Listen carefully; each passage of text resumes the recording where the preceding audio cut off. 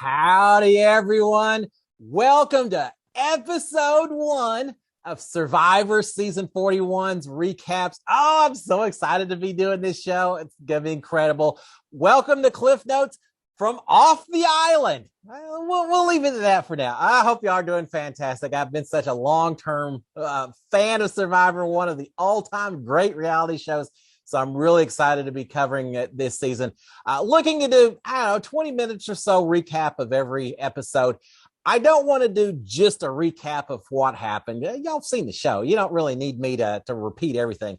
I'll do a little bit this evening since it's the first episode. We're getting into everything, but I'm going to try as I go along to throw out some of my thoughts, some of my observations, things like that, and talk about what happened during the show itself. But I'm excited to be doing Survivor 41, and thank y'all for joining in and watching as well. If you aren't subscribed to my YouTube channel yet, please do so. And that way, every time I drop an episode for Survivor or for the end of Big Brother, you'll get notifications. So it just makes it a whole lot easier. All right. With all that being said, let's start with the 2-hour premiere. I'm going to lots of talk, but I'm going to try to squeeze it all into a pretty short little recap if I could. Short for Boss Hog, you know how that goes.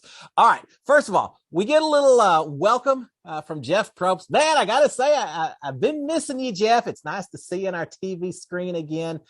He shows up in the jungle. He gives us a little bit of a expectation of what we're going to be seeing this season, and it's kind of cool. He talks about that we're going to get to see some of the inside twist before the fans see him. There's going to be a little bit more interaction with us as viewers.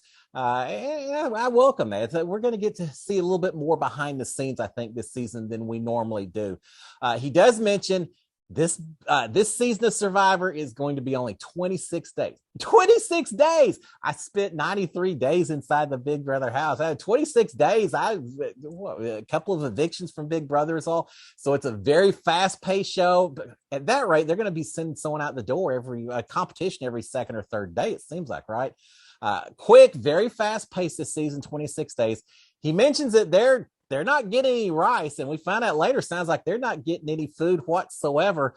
This sounds a little bit like Naked and Afraid without the nudity and without quite the same kind of fears. But yeah, they're going to have to deal on their own with what they're going to eat.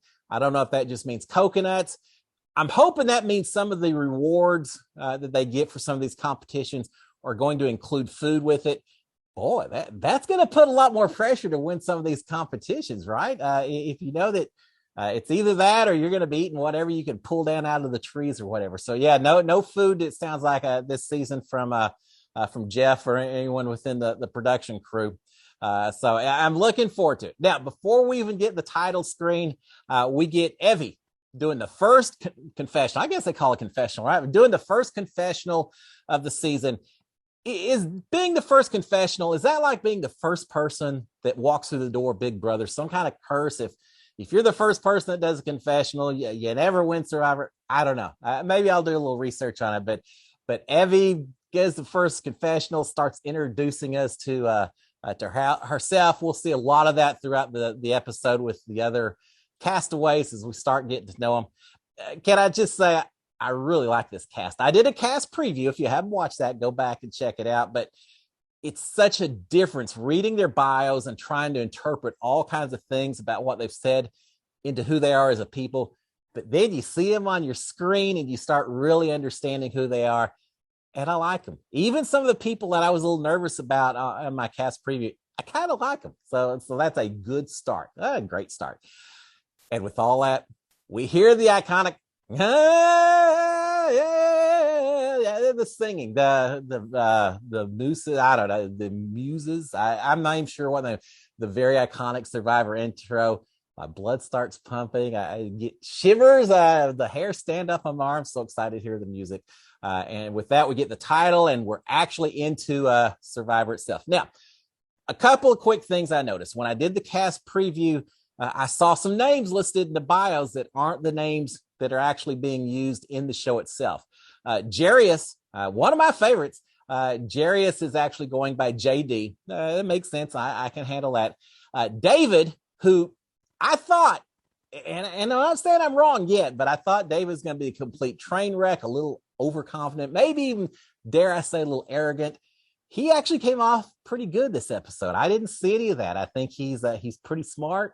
And I'm going to have to reevaluate what he said in his bio versus how he presented himself in his first episode. Not quite the same. So I'm excited to see that. But he's not going by David.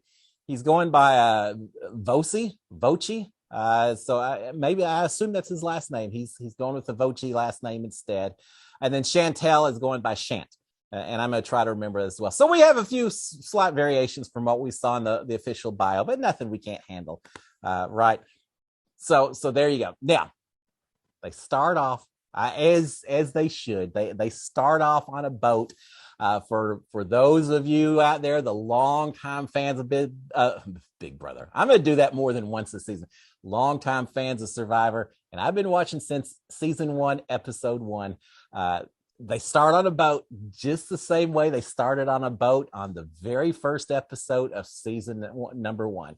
But these castaways are so excited to be there. It does feel like a new start, a new reboot to Survivor in a lot of ways. They're starting off the same way they did 20 years ago. They've got a whole new cast. Remember, last time it was it Winners at War? We had everyone who'd been there before. We knew who those people were. These are all brand new players that we're excited to meet. So it does feel like a new reboot in a lot of ways. And I'm so excited for these people. You see the excitement in their faces and their eyes as they're talking to Jeff. When I did Big Brother, I went up on the stage and there's Julie Chen and the stage. And all of a sudden it was like, wow, this is real. Now, no one's been pulling my leg. I'm really going to go in the Big Brother house. I have a feeling the people felt the same way. I bet when they actually are standing on that boat, they see Jeff Probst there. They see all the film crews everywhere. Probably not until that very minute do they realize that they're actually going to be competing in they're actually going to be competing in Survivor. And I'm so excited for them. All right. So we get a few introductions from a few people. Can I say how much I like Nasir? I thought I was going to enjoy him. I still like him. That doesn't mean that he necessarily is going to win, or that he's not going to have a little sloppy play here or there. And we saw a little bit of that tonight, and we'll talk about. But just in terms of backstory and everything, I just like Nasir. He talks about how he learned to speak English, and he learned a lot about American culture to some degree by watching Survivor, which is cool. Isn't that neat? I like Nasir. The other thing I really liked about this first little segment is they start off the game. They pull back at one point and we get to see all the production crew that is sitting there filming them. We see an extra little platform next to the boat, all kinds of cameramen, divers in the water.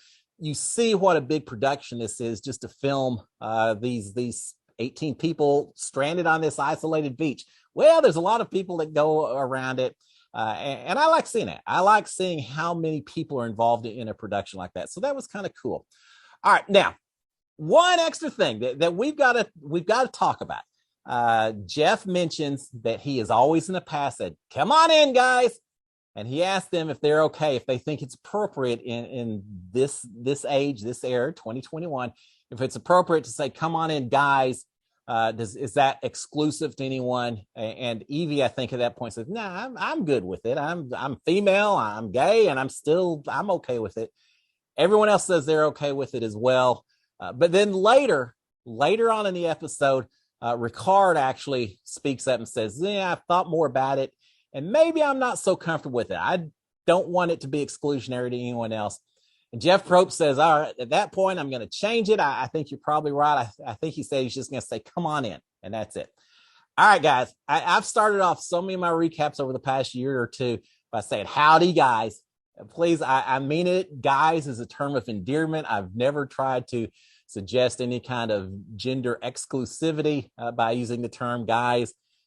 But I'll try to fix it as well as best I can. So you may hear the occasional, howdy, y'all. Or just howdy, everyone. So I can get with the times too. I just thought I'd throw that out there. All right. So here's the thing. We've got these 18 people split up into 3 tribes, 6 players each. 6 players on a tribe, 6 castaways on a tribe. As opposed to Big Brother, where you've got 16 people, you're forming these huge alliances. There's no undeniable. There's no Grateful 8 when you only have 6 members to start with on a tribe. So we've got 3 teams 6 players each. And I'm kind of grateful because I could actually pronounce the tribes' names this season as well. So that's always a good start. The tribes we've got, and I'm not going to talk about the individual members of each tribe. We'll get into it as we talk about the actual episode. But the blue tribe is Levu. The yellow tribe is Yase. And the green tribe is Ua. That's not too hard, is it? I think I remember that. Here's the other thing. I really like and appreciate the fact that Big Brother tried to dress the castaways appropriate to their particular team. So you see all the castaways either with their dominant color, the color of their tribe. So lots of yellows, lots of greens, lots of blues, or a few of them in somewhat neutral colors. But it makes it a little easier to keep track of who belongs to what tribe as we start the season off. So thank you, Big Brother. I appreciate that. Here's the thing, and I've heard before, some of these players are not wearing the clothing that I would want to spend the rest of my season on Big Brother wearing. But I've read in the past that these players normally don't have a whole lot of say. They kind of lay out the clothes that they are thinking about. Survivor maybe approve some of them, maybe make some changes. I'm not sure how the whole process goes, but there's a few people who may not be wearing exactly what I'd want to spend the season wearing. Evie's one of them. She looks a little uncomfortable with it. I think she's got a yellow suit shirt. I can't remember, the yellow bow tie. There's a few others that are wearing long pants and just not the kind of gear that you want to be jumping and swimming in the water with. Now in the middle of the night when it's cold, maybe not so bad. Of course, blue jeans, wet, a little chafing and all that, little discomfort there. But we see them all getting started. And Jeff quickly lets everyone know that this is a different season. It's a reboot. You're not getting any food. If you want a pot, if you want a machete, if you want a flint, you better get started right now because the game's begun. They have to find 6 paddles that are hidden throughout the ship, throw them off into the water, jump into the water, get into a boat, take the boat out to a buoy, paddle it there, circle it back. The first team that's back grabs a flint that's hanging from a chain. They win the competition. They get the pot, they get the machete, they get the flint waiting for them back at camp. The other 2 tribes are going to have to solve special challenges when they get back in order to try to win these pieces of equipment that they absolutely are going to need this season. So that was kind of fun. And here's what's kind of funny. With Big Brother, as soon as we get in the house, we introduce ourselves to each other and you get to talk to each other, even if it's just for an hour or so. At least you get to know a little bit about everyone without having to do competitions or anything else. You get to know who is who. Not on Survivor. Before they've even had a chance to really say hello to each other on their tribe, they have to do this challenge. They have to immediately start working together and find out who each other is afterwards. I love that. I really like that. It quickly exposes everyone how well they may or may not work together. And we're going to hear little comments a little bit later about maybe some people who didn't work as well as others during this part of the challenge. And is it going to affect their gameplay and who maybe gets booted at the end of this episode? So everyone is jumping in the water. They're looking for their paddles.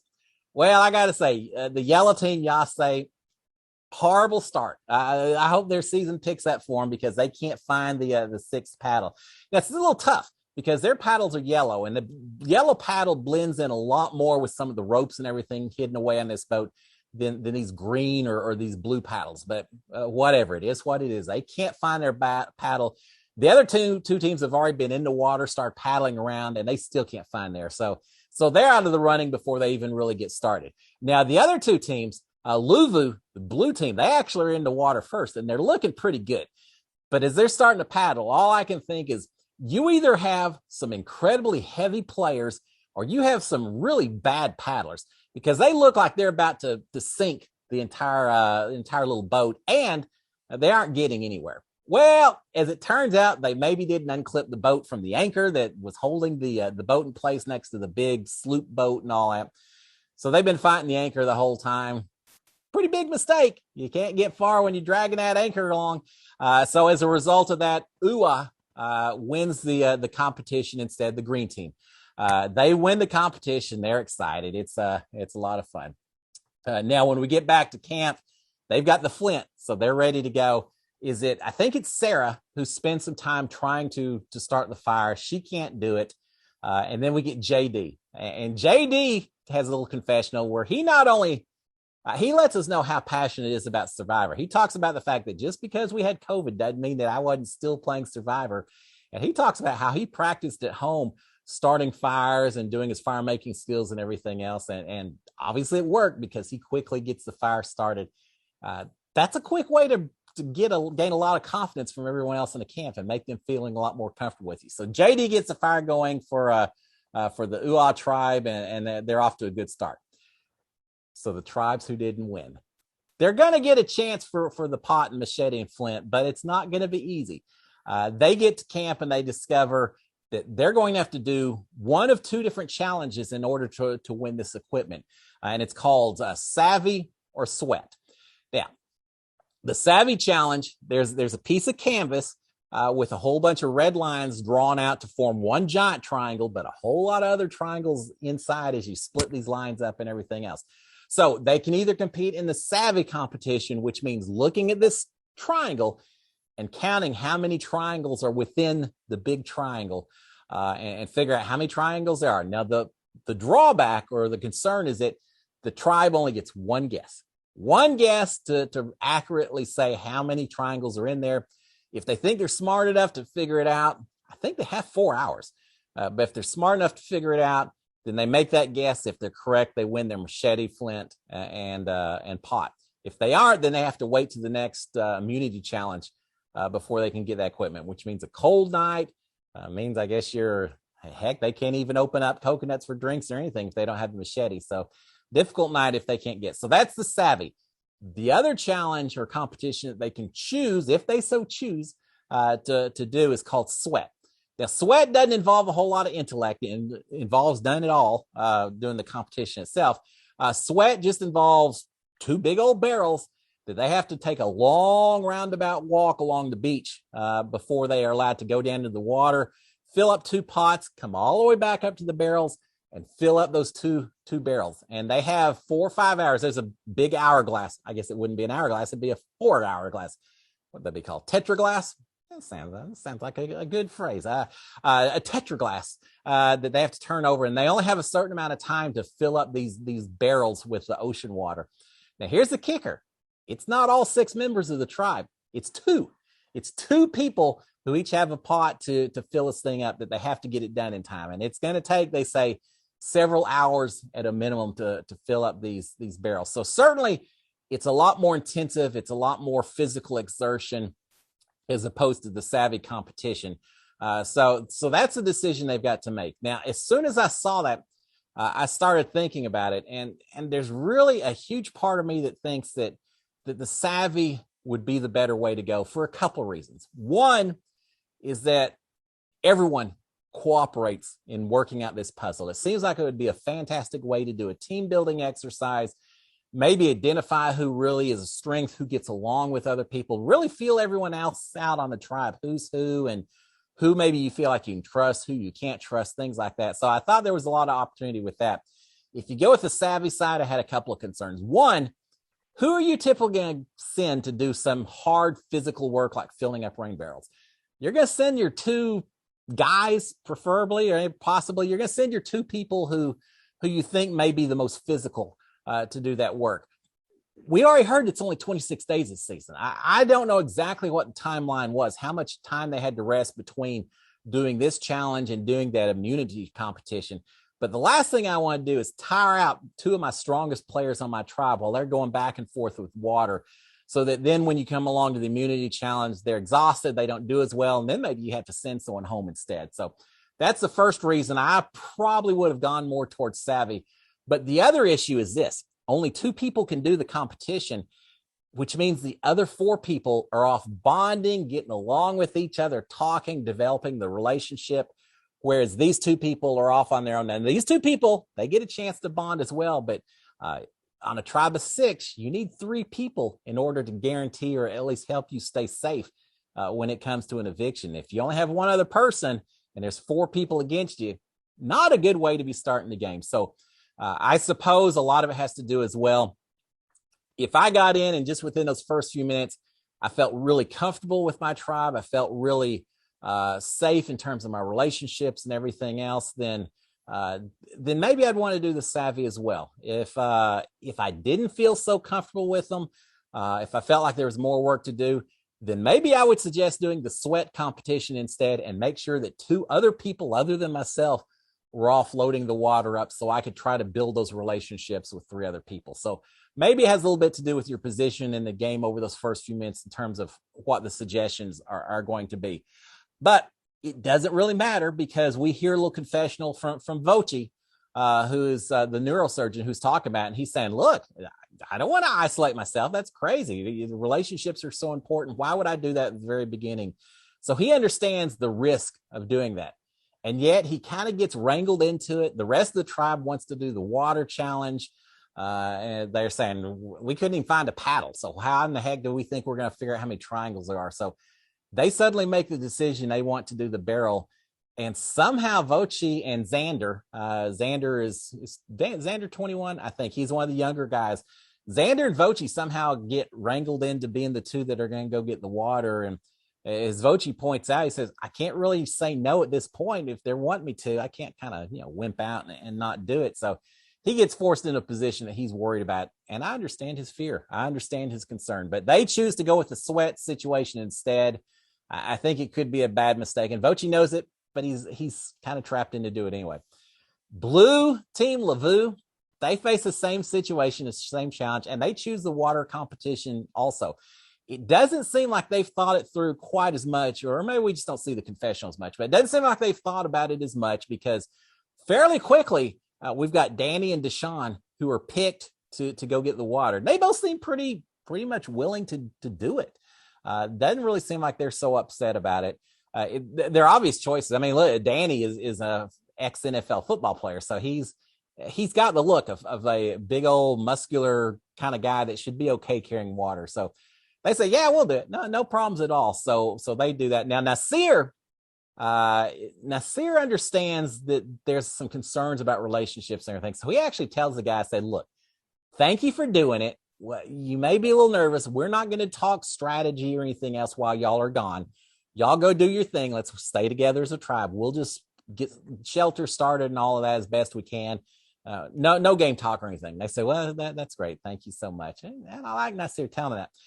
But here's the thing. It's not just strategy talk. You could go back to camp and not say a word about, the 4 of us need to work together, or I don't like this person. You don't have to say any of that. Just the fact that for the next 3 or 4 hours, the 4 of you are just sitting there talking about family and where you're from and careers and just regular things that people talk about. Start creating those bonds naturally that you need in order to have people that'll watch your back a little bit later on. So, but Nasir's got in mind that he's going to try and make these guys feel comfortable as well. And I applaud him for at least making the suggestion. Although if I'm one of those 2 guys, as soon as Nasir says that, I start getting just that much more nervous about it. But we do have that. Now here's the kicker. Danny and Deshaun maybe got just a little too confident in their ability to fill up these barrels of water.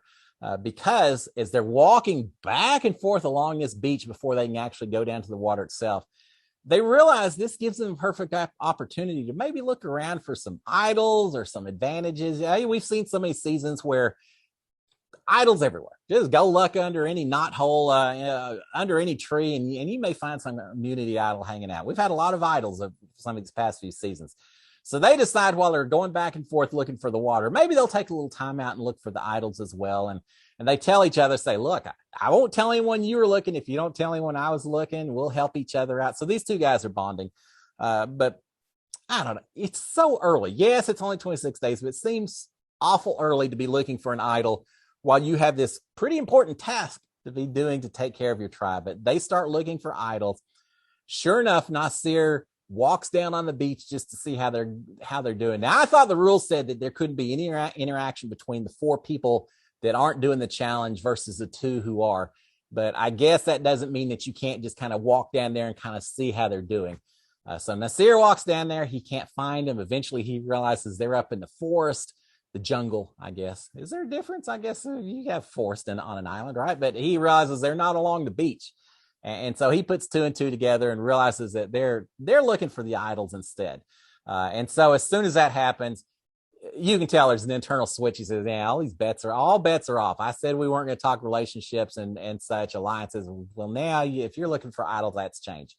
So Nasir immediately goes back to the rest of the tribe and tells everyone, says, they're out there looking for idols. These guys are already trying to, put one over on us by having this idol. And then what are we going to do if they've got protection? And we don't know who may have one, who may not at this point. And as soon as that's said, it's just like Big Brother. You're looking for the tiny excuse to vote out that first person. Any little something that you can use to justify why you're voting that person out. And so these four latch onto that immediately. Said, all right, well, they're voting for idols, and the four of us need to protect ourselves. We're going to send one of those out instead. Which I don't think they're getting rid of Danny, because he, again, ex-NFL player. He's got a lot of strength that this team probably is going to want to keep. Not a good sign for Deshaun. I don't think at all. We'll see how it works out. But anyway, so we do have that. Meanwhile, we do have at the Yellow Tribe some bonding going on while Xander and Vochi are filling up the barrels. We've got some bonding going back on at camp itself. We've got Evie and Liana already bonding with each other pretty tightly. Looks like they're going to potentially work well together. Abraham is already starting to look for some targets. Abraham is a cybersecurity specialist. I mentioned in my preview, I thought he's a pretty smart guy, and he's already trying to line up some relationships. And more than anything else, Abraham's decided that it's not just about who you like and who you can bond with, but it's also about trying to identify the villain, the slacker, I don't know what you want to call it, but identify that person that isn't as much of a benefit to the tribe and make sure that everyone else is going after that person. So it's not just finding the people you want to work with, but find out and convince everyone else there's someone that you can do without. And Abraham has set his sights on Tiffany. And the reason he's giving is that I guess when they were looking for the paddles, Tiffany jumps out into the water to try to get to the boat and gather up the paddles. And there was one paddle that was floating away, and she didn't even go get the paddle. She just swam to the boat instead. So he's saying she didn't do enough during the competition itself, and she really set us back. Well, the setback was not being able to find the paddle on the boat. It didn't have anything to do with the person in the water, but it doesn't matter. Abraham's just looking for a target. So he's already throwing out Tiffany's name, and I haven't even finished the water barrel challenge yet. He's already working on it. But we've got some other bonding going on as well. On the Ua tribe. How am I doing for time? All right. This will be a little longer than our normal recaps, but it was a 2-hour episode. On the Ua tribe, we've got JD and Sarah teaming up. They're two of the youngest players this season. I think JD may be the youngest of all. But JD and Sarah, both very young players. And JD saying, look, we're young. No one's going to take us seriously. We got to work together. And Sarah's all for it. So JD's teaming up with Sarah. JD's also teaming up with Shant. He said, hey, we got to work together. And she said, oh, I'm all for that. And we got JD teaming up with Brad the rancher as well. The two of them are talking. So JD is he's reaching out and trying to get a hold of everyone he can. A dangerous game to play, JD. Yes, it keeps you protected, but at some point, if someone starts comparing notes and they realize that maybe you've made too many promises to too many people, I can come back and haunt you as well. But at least for now, JD is trying to be everyone's best friend on the tribe as they get to know each other. And so he's developing a whole lot of relationships. Ricard, though, Ricard is their flight attendant. Ricard's not buying it. As soon as he talks to JD, we see a confessional where he says, yeah, no, there's something really fake about that guy. And I know he wants to be buddies with all of us, but nah, I'm not buying it at all. JD and Ricard are going to, they're going to be button heads. One of them's going to have to be gone pretty quick, or it's just going to continue to be friction, I'm afraid. But as we see the discussions, Ricard's kind of leading the charge back, the resistance, because he grabs Sarah and Sean and himself, and they've all pretty much decided that JD is trying too hard, and Ricard's worried that JD may be targeting him, and so obviously he needs to get rid of JD instead. So these three are saying, yeah, we're gonna say sure and do everything we can to make JD feel comfortable, but we don't trust the guy. We're ready to get him out of here if we get a chance. So even though the edit made it look like maybe these two tribes that are filling up their water barrels may run out of time, They didn't. Both of them got done. So they got the machetes, they got the flint, they got the things that they need to survive. So congratulations to them. They do get that. But here's what's interesting as well. We've got, I can't remember who it was. I was going to check it. I forgot.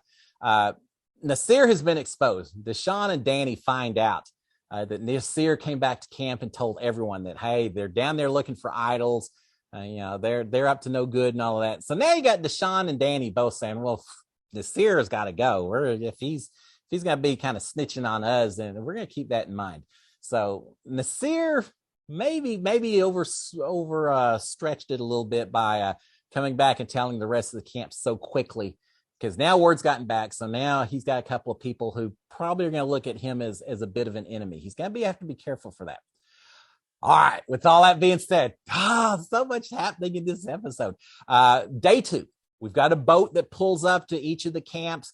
There's a note that says one person needs to get on the boat. They're going to have to make a decision. Then they will return to camp. That's all they know. So we've got on the Levu tribe, the blue tribe.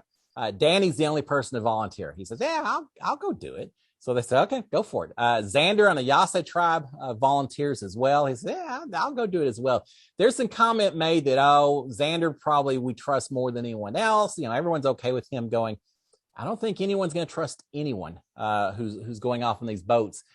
We've all seen too many Survivor seasons where they get idols or where they get to either do something to help the tribe or help themselves, and very dangerous to be getting on that boat. But we've got Danny and Xander both say, yeah, no problem. I'll go do it. On the Ua tribe, however, they're a little more cautious. They draw rocks just to see who goes. Well, JD ends up going on the boat trip instead, which is kind of funny. Danny was filling up the water and he's going on this adventure.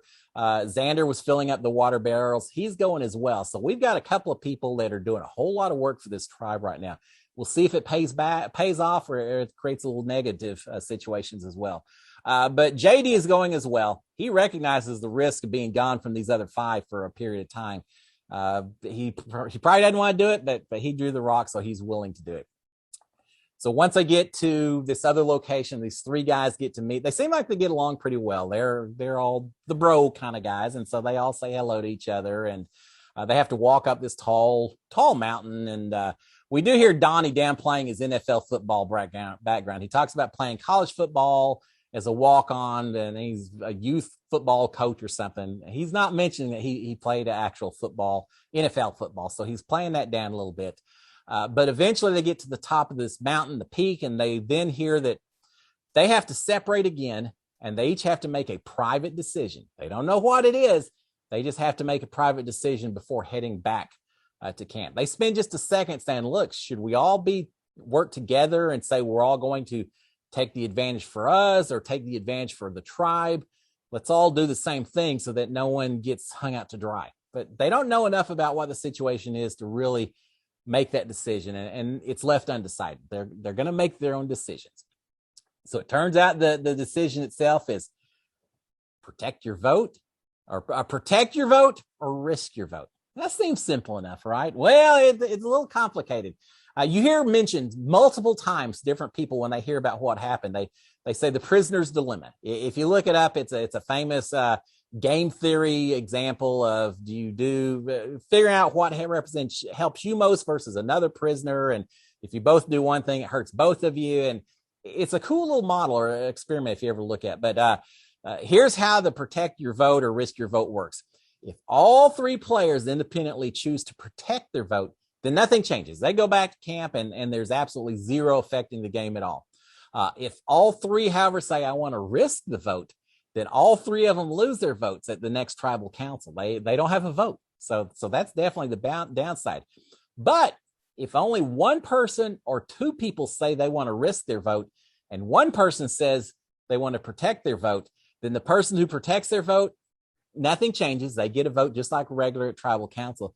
But the 2 who risk their vote, by virtue of it being a split decision, split vote, they both get an extra vote. And at first I thought it was just for the next tribal council. No. This is an extra vote that can be used at any time up to the point that there's only 6 people left in the entire game. So we're talking 12 cycles on down the road worth of evictions or boots from the camp. It's a pretty powerful power to have that, but you got to be willing to risk your vote, because if all 3 people risk it, then you all lose your votes. And with only 6 people on a tribe, if you don't have a vote, that can drastically affect your ability to survive in this game. So I have a really cool, interesting dilemma, and we see some different approaches to it. Now, first of all, here's one question. Do you tell the tribe what happened, or do you try to make up some goofy story? We've seen seasons of the past. Was it Nora who came back and told some long, drawn-out story about what happened, and no one believed her for a second? So you got to be careful about that as well. So do you tell the tribes? Well, Danny comes back and tells the blue tribe, Levu, immediately. He explains everything. He says exactly what happened. And he says, look, I protected my vote. I'm not going to risk my vote this early in the game. I protected my vote. And he tells them that. And it seems like everyone believes him and trusts him as much as anyone's going to trust a situation like this. So he tells them that he protected his vote, which he did. Xander tells the Yasa tribe also everything that happened. And he's truthful about it for the most part. But he tells them that he didn't, he tells them that he did risk his vote, but he phrases it as not, I get an extra vote, but the tribe gets an extra vote. And I'm not sure exactly how he controls the vote, right? But he very much portrays it as I did it to help the team and help us if we needed a swap or something down the road. So he tries to kind of ride that line in the middle in talking about it. But he does tell exactly what happened, and does admit that he did risk his vote. Both of those are true. And then we've got JD on the Ua tribe. He tells the Ua tribe this long story. I didn't think he's ever going to get to the end of it. He's been talking to Kylan from Big Brother a little bit, I think, because he tells a pretty long story, but eventually he gets to the end of how he had to make this decision of protecting the vote or risking the vote. He tells them he protected his vote. He doesn't say that he actually risked his vote, which is what he did. He says he protected his vote. So he's the one person that's not starting off the game being honest with the rest of the tribe. And he did risk his vote. Now, here's the thing. None of them know whether they lost their vote or they gained an extra vote or nothing at all happened. They won't know until they actually get to tribal council itself. So it's an interesting little twist on the entire game. Ricard does not believe JD. He said, nah, there's something going on. There's more than that. JD offers when he gets back, said, look, check me out. I don't have an idol anywhere. I'll strip down to my underwear. You can check my bag. I do not have anything. And they all say, nah, you don't need that. Maybe he should have, because everyone, especially led by Ricard, are suspecting there may be more to this than JD is telling him. And there's really not, but that's the risk you run when you volunteer or when you get roped into going to do this thing. So Ricard doesn't believe him. He's ready to get rid of JD just out of suspicion that there's something more going on, that he may have some kind of protection. Now, here's the thing. I was thinking about it. If you're one of these tribal council people or one of the tribe and you're waiting for your person to come back, how do you know if they're telling the truth or not when you hear something like this? And all I can think is you've got to look at how they've been playing the game for the first day or two that you've known them. Do they seem like the kind of person that's playing the game very hard, as in reaching out, creating a lot of relationships, a lot of alliances with everyone, a lot of plotting and everything? If they started off playing the game hard back at camp, I would assume they're probably playing the game pretty hard when it comes to decisions like this, which means that they probably risk their vote. If they're laid back a little bit more and just trying to be friendly and that's it back at camp, then maybe you think, yeah, maybe they are more of a team player. They're trying to protect their vote. That's all you've got to go on at this point in time, and just your gut feel. All right, so we've got that. Now, with that being said, we go to the first immunity challenge. I'm getting there, guys. I'm getting there, people. I'm trying. Now, but we get Jeff's waiting for him at the first immunity challenge. And before we even get to the first challenge, he mentions another twist that we're going to get this season. It's called the shot in the dark die. Every person has a die. If they get to tribal council and they feel like they are at risk, they can take a chance. It's a die, but he talks about reaching in and pulling it out. And I'm not sure exactly how it's going to work, but basically you've got a 1 in 6 chance. You roll a die, you pull a die out. If you get the right token at the top or symbol at the top, you're safe. You are safe. You cannot be evicted that particular tribal council, but there's a 5 in 6 chance that you aren't going to get the right face looking up. And if that's the case, there's a punishment. You lose your vote completely. So as Jeff puts it, this is a Hail Mary.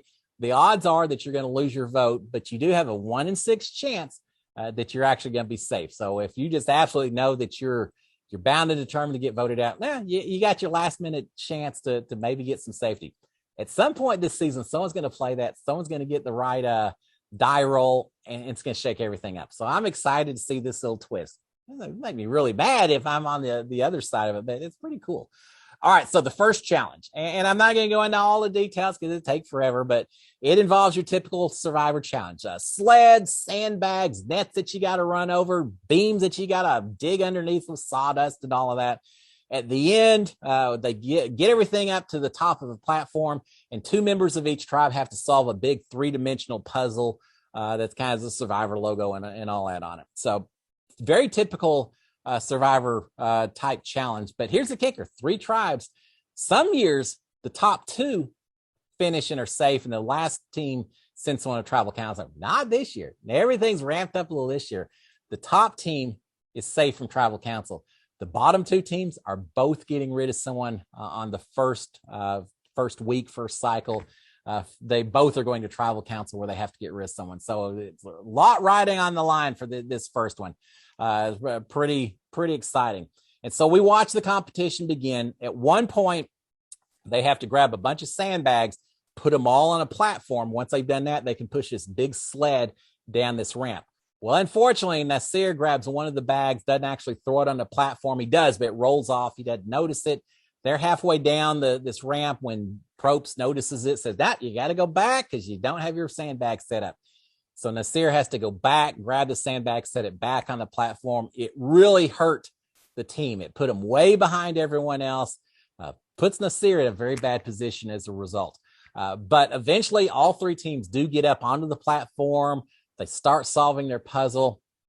And it's interesting. UA starts pretty strong, but Levu, the blue team, they catch up. They win. UA, the green team, is they feel like they're doing well, but then all of a sudden they can't find one of the pieces. And Sarah in particular is upset. She's saying that we're missing a piece. We're missing a piece. Eventually they look in the bag. They realize that someone didn't empty out that last piece.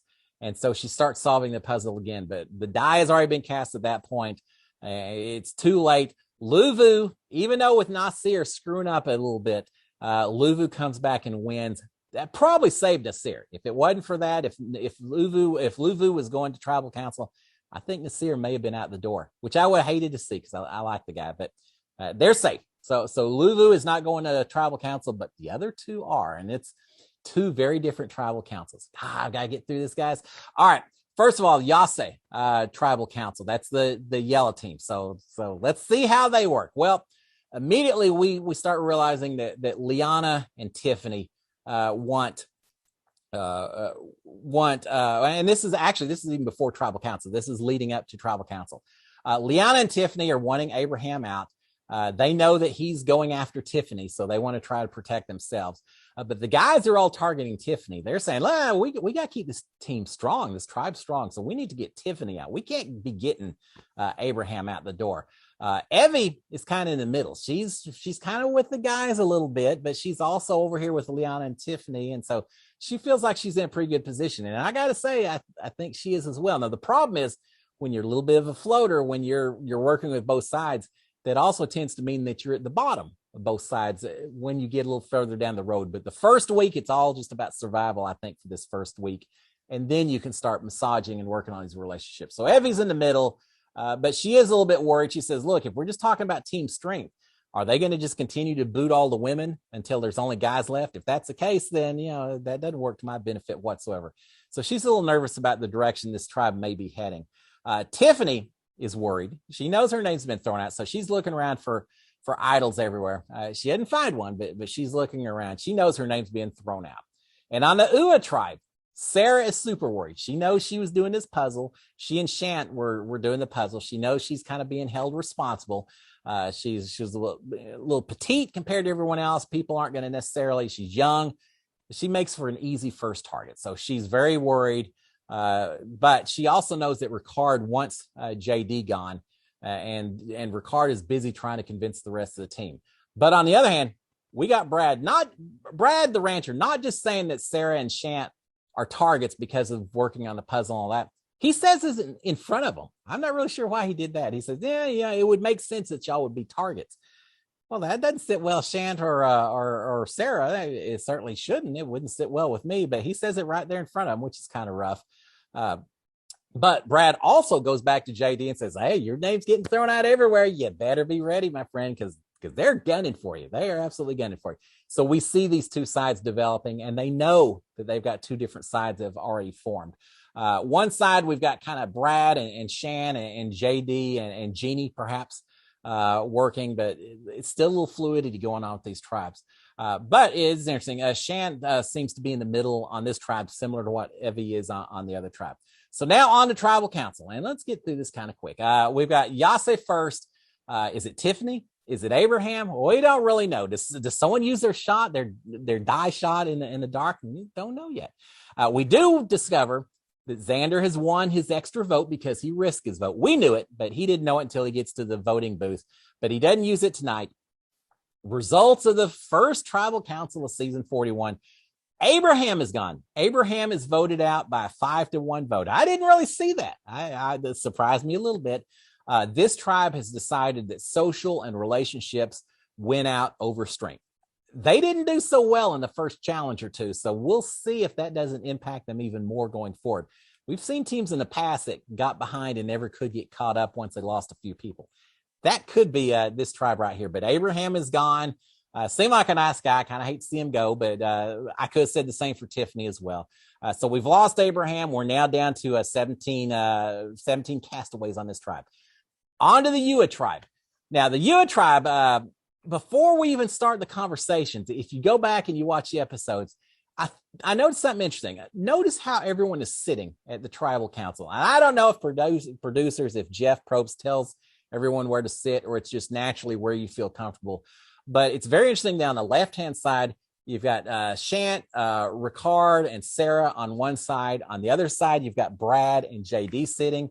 And right in the middle, you've got Jeannie. And that very much is how this tribe is set up. Jeannie hasn't really said a whole lot to either side.